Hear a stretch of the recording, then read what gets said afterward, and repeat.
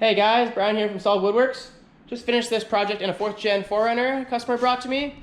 So we had a bit of a different idea inside of this build. As you can see, we still have the dual drawers, but they have the locking slides on them. So you just gotta push that tab down and pull the drawer out. Push and pull at the same time.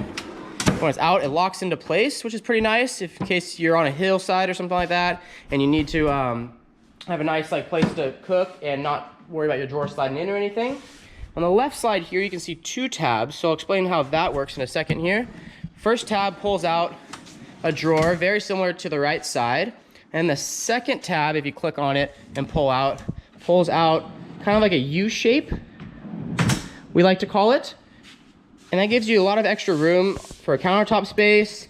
And the customer wants to put like a little drop-in tub sink right here with his water jug that goes in the sink. So it's a nice little area that you can actually do some dishes, do a bit of cooking or clean anything in there, and then you still have both drawers, technically, of storage and countertop space. The drawers are the same as always that I build, the false tops and the removable dividers on both sides. Obviously this drawer is a little skinnier in width than this drawer because it has to slide into this U-shaped box to create the extra countertop space, but same thing in here, the removable dividers and the false top.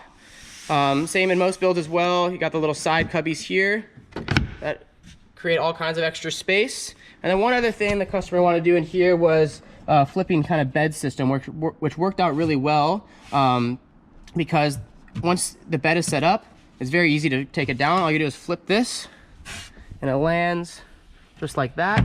Same thing with the removable support. You can set that in the back or just kick it out.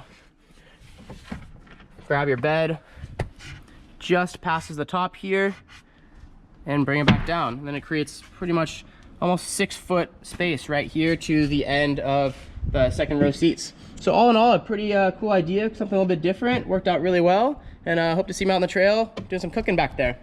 Thanks for watching. If you guys want to subscribe to the channel to see some more videos like this, you can also send me an email in my email in the description below. You can find some plans to this build on the website hopefully the next couple of weeks once I get them all drawn up, and a couple different plans to 4Runner builds on there as well. Thanks for watching. See you guys next time.